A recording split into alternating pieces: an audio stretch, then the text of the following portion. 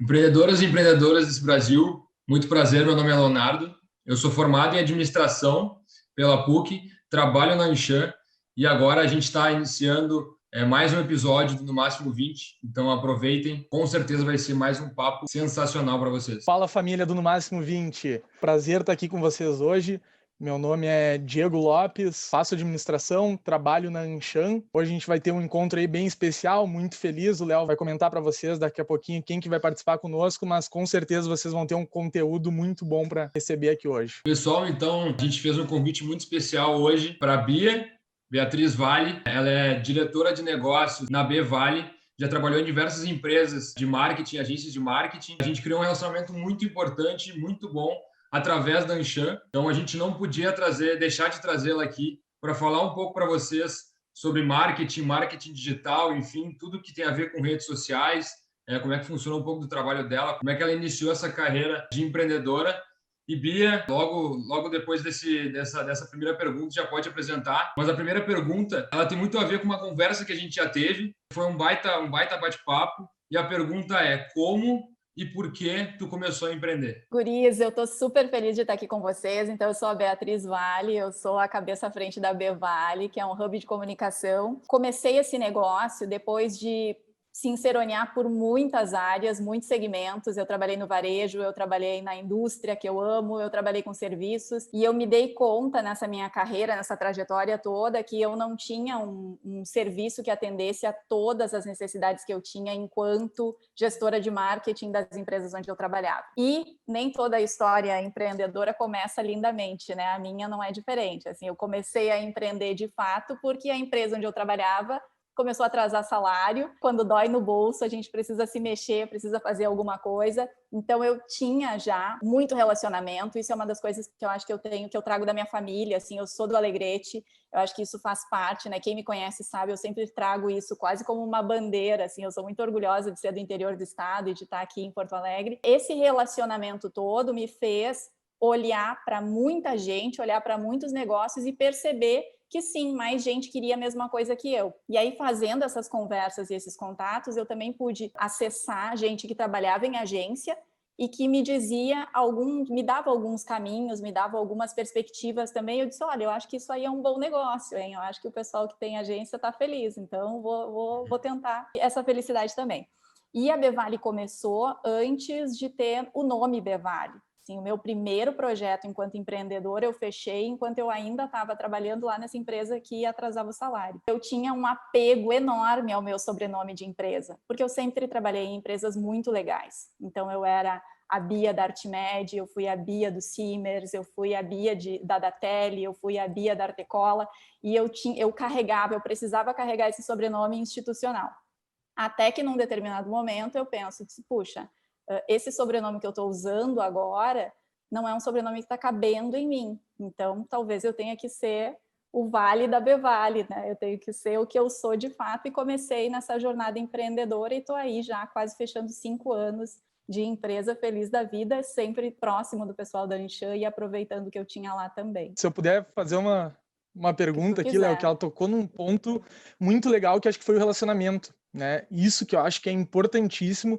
Acho que para essa galera jovem que está pensando em empreender, o que tu diria, assim, qual que é a importância do relacionamento, obviamente que para o mundo dos negócios, para a empresa, mas para a figura da pessoa que está empreendendo, quem está à frente do negócio? Eu penso que relacionamento seja uma vertente fundamental de qualquer área da nossa vida. Assim, não só dos negócios. Se tu quiser ter uma boa experiência num restaurante, tu tem relacionamento, as pessoas vão te indicar e tu vai saber melhor onde ir. Se tu tiver desejando ir para algum lugar, fazer uma viagem com a tua família e tu tem relacionamento, talvez tu conheça alguém lá nesse destino que pode transformar essa experiência. Então, para mim, isso do relacionamento é fundamental em qualquer movimento. Eu sempre tendo a escutar as pessoas e eu aciono muito os meus relacionamentos também. Eu acho que esse é um ganho dos nossos tempos, né? E a gente já começa a falar um pouquinho também de digital. Quando eu saí do Alegrete, gurias, que já faz muito tempo, a gente ainda usava telefone e a gente tinha internet de escada, faz muito tempo mesmo, assim, vocês nem deviam ser nascidos. Hoje eu vejo as redes sociais fazendo esse movimento de facilidade, de acesso.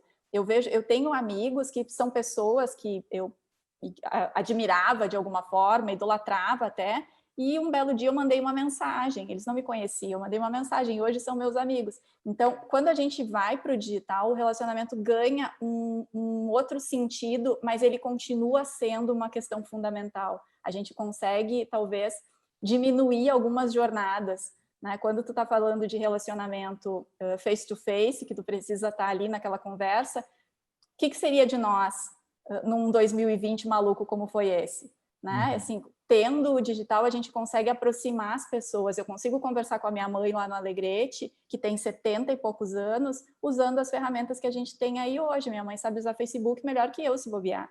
Né? Então, a gente consegue fazer... Não tem idade para isso, né? A gente consegue fazer relacionamento... Não tem desculpa. Eu acho que esse é o grande recado para os jovens empreendedores. Não tem desculpa. Relacionamento é vida e é para a vida.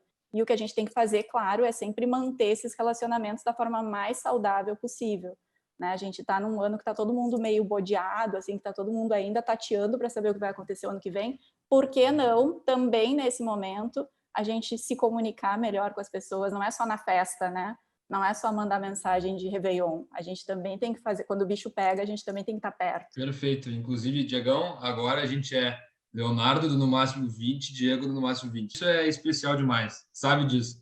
Mas, Bia, até tocando na questão das redes sociais. Hoje, inevitável que as empresas elas estejam no máximo de rede social possível, no caso de número, ou tem que ser algo mais focado? A gente está vivendo uma realidade que é muito... Eu acho tudo muito divertido, né, guris? Mas eu sei que tem gente que está pelos cabelos, assim, sem saber ainda para que lado ir. O que eu vejo é que empresas que se prepararam melhor para o digital antes de 2020 surfaram melhor essa onda. Mas eu também vejo empresas que não se prepararam e que foram humildes o suficiente para dizer, gente, eu não sei o que fazer, e foram buscar ajuda, e foram buscar apoio, e foram buscar parcerias para fazer o negócio girar. Então, eu acho que tem, antes do digital, antes das redes sociais, tem essa perspectiva de cada empresa e de cada gestor, de cada líder, de cada empreendedor, de se colocar nesse lugar de aprendiz. Eu falo com toda tranquilidade, assim, tem algumas coisas, TikTok, por exemplo, né, assim, foi o ano do TikTok. A primeira vez que eu abri o TikTok, eu pensei, e agora? O que eu faço aqui? Eu não tenho esse chip que a gurizada tem, né, que já vai mexendo, que já nasceu touch. Eu não, assim, eu não sei fazer sem manual ainda, eu preciso dar uma estudadinha ainda, né, então é muito diferente. Independente do perfil da empresa, assim, se é uma empresa de serviço, se é uma indústria, eu acho que o que vale é a gente prestar atenção nas pessoas que fazem a comunicação dessas empresas e o quanto elas estão dispostas a arriscar ou a minimamente planejar passos seguintes, porque depois que tu começa a fazer, depois que tu começa a testar as plataformas e a se testar, se tu tem um recado bem estabelecido, as redes só vão te garantir o espaço de fala. Né? O resto está tudo contigo. Então, não tem muito mistério fazer redes sociais. O que precisa, claro, é estudar para entender a dinâmica da plataforma. Mas, via de regra, é tudo comunicação, é tudo marketing. A gente precisa ter um bom planejamento para o projeto evoluir. Inclusive, Diego, eu vou entrar na segunda pergunta já, que ela tenho certeza que a gente vai demorar um tempinho para falar sobre ela, porque ela é um pouquinho complicada, que é o arrasta para cima. O que tu acha? O que tu acha sobre isso? Porque hoje todo mundo está falando arrasta para cima, todo mundo está fazendo marketing digital, não é todo mundo que consegue vender e ter sucesso. Mas o que tu acha sobre isso? Atrapalha a agência, enfim? É muito legal quando tu vive essa mudança de mindset mesmo das pessoas, né? Assim, antes, o que tu estava acostumado? Assim, a minha geração foi acostumada à propaganda de interrupção mesmo, né? Ao intervalo da novela, a ter o rádio sempre ligado. A gente não tinha todas essas possibilidades de mídia que existem hoje e que são muito mais simples, inclusive, de medir resultado.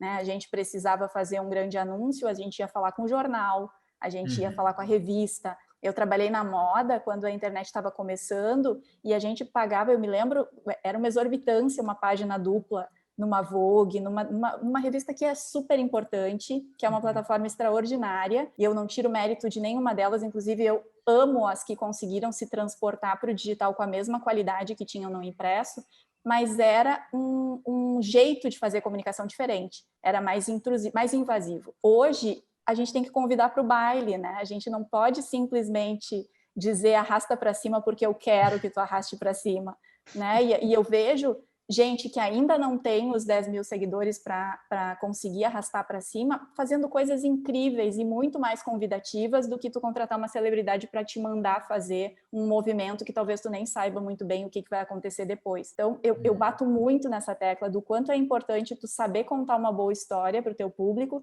e tu envolver o público nesse movimento para que ele compartilhe contigo esses grandes movimentos da história sem a necessidade de ficar mandando ele fazer alguma coisa.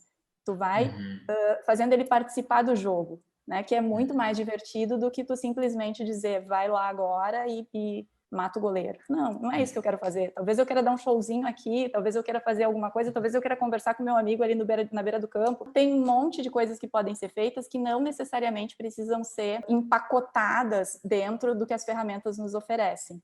O que eu penso é que tu pode usar esses recursos que tu tem hoje para aí sim transformar a tua comunicação de uma forma muito mais rica do que antes tu fazia só colando uma foto na contracapa da revista, né? Hoje tu tem milhões de oportunidades e tu tem redes diferentes, tu consegue segmentar público com muito mais facilidade do que antes. Tu colocava uma coisa no Jornal Nacional, era para todo mundo, tu não sabia quem é, se o teu público, inclusive, estava ali feliz ou não assistindo aquilo, se ele tinha entendido o que tu disse ou não. Agora, se tu faz um anúncio na rede, tu tem a capacidade, inclusive, de perguntar para as pessoas: o que tu acha se eu faço um jogo nesse sentido? Tu acha que faz sentido para ti? Ou, depois que tu fez, gostaram do que eu fiz? Foi legal, vocês vão compartilhar isso, sabe, assim, tu tem os resultados ali. Eu parto do princípio que se tu chamar para o jogo, se tu chamar para o baile, ninguém vai se recusar a jogar, a brincar, a dançar contigo. Com certeza não. E, inclusive, vou roubar uma pergunta do Diego, muito mais da ideia dele do que minha, mas hoje ele está trabalhando numa área de patrocínio. A gente começou a notar que o pessoal pede muito a volta de eventos presenciais. E a gente está vendo que se a gente quiser continuar fazendo eventos no digital, que está perdendo um pouco a força, mas por ter nome, a empresa ter nome, enfim, o pessoal, eles continuam utilizando muito essa plataforma que é para conectar as empresas também, não só para conteúdo. Mas o Diego comenta muito na questão da experiência, que acabou se perdendo do presencial. O que tu acha que vai ter que ser diferente agora no digital? Tu acha que as empresas vão começar a gerar mais experiência pelo marketing com as empresas, enfim? O que eu penso, tá? Assim, um evento é um evento em qualquer lugar, em qualquer plataforma. Tu tem que pensar em qual vai ser a experiência, que eu acho que essa é a grande palavra de aprendizado que a gente teve nesse ano. Qual é a experiência do usuário desse evento? Eu me lembro quando eu fiz um curso há muito tempo atrás com a Mari Camardelli, que é uma maravilhosa da Altos Eventos, que passou um perrengue esse ano porque as empresas que ela estava com os eventos prontos cancelaram os contratos, não dá para juntar mais ninguém, não vai ter evento. E a Mari fez um exercício extraordinário de humildade, se colocando nesse papel de eu não sei fazer evento digital ainda, eu vou ter que aprender. Mas uma coisa eu sei, que para que essa pessoa que vai no meu evento saia de lá satisfeita, ela precisa ser ouvida, o evento precisa ser pensado para ela. Então, quando a gente traz um evento que era tradicionalmente presencial para um ambiente digital, eu não posso querer repetir o padrão. Eu não posso querer fazer as mesmas coisas e achar que isso vai fazer desse evento um sucesso. E a gente viveu isso. Eu atendi no início da Bevale uma faculdade, e uma vez um professor me trouxe uma coisa super... Eu guardo até hoje essa fala dele. Ele me disse, cada aula é um evento. Então, pensa, a gente acompanhou aí esse ano as escolas passando por um perrengue porque elas quiseram transportar a aula tradicional para o computador. Não é assim que funciona. Ninguém consegue ficar aqui parado, ouvindo alguém do outro lado, ininterruptamente por 2 horas, por 1 hora que seja. Tu tem que pensar nesse modelo, né? A Mari trouxe para o Brasil uma metodologia de design de eventos que a gente usa, inclusive, na Bevale, e é extraordinária, porque tu coloca o usuário no centro do teu projeto. E, a partir daí, tu começa a pensar quais vão ser os ganhos que ele vai ter com essa experiência do teu evento e quais vão ser as entregas que ele vai fazer para ti, enquanto organizador, enquanto plataforma desse evento. Tu tocou num ponto que sempre foi o maior desafio, né? Eu tava trabalhando na área de eventos e uma questão que eu levava sempre em consideração é que, assim, normalmente, quando eu ia fazer um evento para 70 pessoas, eu ia estar vendo 70 pessoas. Mas, ao contrário, aquela pessoa ia estar vendo só uma vez o Diego. Então, eu tinha que conseguir fazer com que para cada pessoa fosse um evento único, que não é fácil, né? E lá no dia 18 de março, quando começou a pandemia, eu e o Leonardo, a gente, acho que se falava diariamente no sentido de, tá, o que a gente vai gerar de experiência para o pessoal, para os associados, nesse momento que está todo mundo tendo que se afastar. E desde então a gente tentou fazer algumas ações, mas tu tocou, acho que na palavra que vai ser 2021, experiência. E Diego, é tão extraordinário isso, porque se tu não está aberto para perceber o outro, tu não chega nesse momento, sabe? E eu morro de pena, tá? Aliás, minha mãe diz que é péssima a gente sentir pena, né? Mas eu sinto ainda.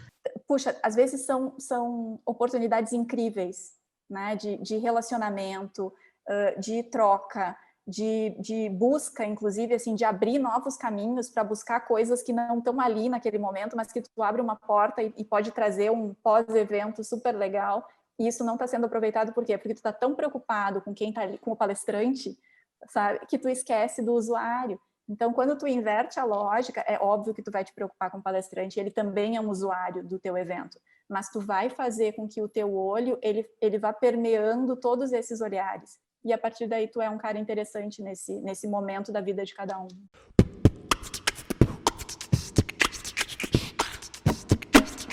Para a gente dar andamento agora para o final da conversa, eu não queria puxar essa pauta, mas eu vou ter que puxar. Eu quero muito que tu dê uma dica para as pessoas que estão com medo de empreender. No Máximo 20 foi muito levado pela conversa, pela reunião com a Bia. Eu quero que tu dê uma dica para o pessoal sobre isso. O que fazer no início? Por que empreender? Eu me sinto madrinha de vocês já, assim, estou toda orgulhosa aqui, coisa mais querida. Tem duas coisas que sempre me vêm à mente, tá, guris? Assim, eu comecei a empreender meio sem saber o que fazer. Aliás, eu posso dizer que eu comecei a empreender sem saber muito do que fazer. Mas eu acredito no movimento das coisas. Assim, eu acredito que se a gente vai fazendo, as coisas vão acontecendo. Numa ocasião, eu assisti uma palestra com o Gustavo Caetano, eu acho, que ele disse que se tu tiver a oportunidade de escolher entre o mapa e o terreno, escolhe o terreno. E para mim isso era óbvio. Né? Assim, eu prefiro caminhar, e a gente tem isso no Brasil, né? A gente tem essa coisa de a gente é fazedor, a gente é de mão na massa. Então acho que a gente sai na frente de muitos outros lugares por conta disso, mas não é só caminhar sem saber mais ou menos o que tu quer com essa caminhada, né? E sem saber quem vai caminhar contigo e sem saber o que tu vai entregar no final, se vai ser um tênis todo rebentado ou se vai ser um shape espetacular. Né? Então, acho que tem que pensar muito nisso quando tu começa a idealizar o teu projeto de empreender. Puxa, o que tu vai entregar de fato, mas o que isso vai repercutir na vida das outras pessoas? Qual é a diferença que vai fazer? Se tu tem clareza disso, meio caminho andado. Junto a isso, a minha dica para todos que é o seguinte: tentem fazer isso da forma mais divertida possível. Porque se não for legal, se não for, daí vira a aula da professora chata no colégio, que a gente queria sair correndo, que a gente matava a aula para ficar sem fazer nada do lado de fora, né? Que a minha mãe não escute isso, mas aconteceu muitas vezes, e eu sou professora hoje, eu fico louca quando matam as minhas aulas, mas é culpa nossa, né? Assim, se a gente não consegue criar esse ambiente divertido, o troço não anda. E eu acho que para que a gente faça, assim, para que eu possa dizer isso num ano tão delicado como foi 2020, é porque não só eu consegui ter esses momentos de me divertir muito, mas eu tive um time junto comigo que estava pronto para a festa o tempo todo. Então a gente não precisou se preocupar para o velório, né? A gente estava sempre olhando como é que a gente ia comemorar a saída do perrengue. E a gente conseguiu fazer isso lindamente, assim, a B-Vale conseguiu crescer em 2020, o que para mim, assim, me emociona. Eu sou apaixonada pelo meu negócio, mas eu sou ainda mais apaixonada pelo meu time, porque se eu não tivesse essas pessoas junto comigo, eu sei que nada disso teria acontecido, assim, eu ia estar ainda tristonha sem me divertir no empreendedorismo. Bia, muito obrigado por ter aceitado o convite.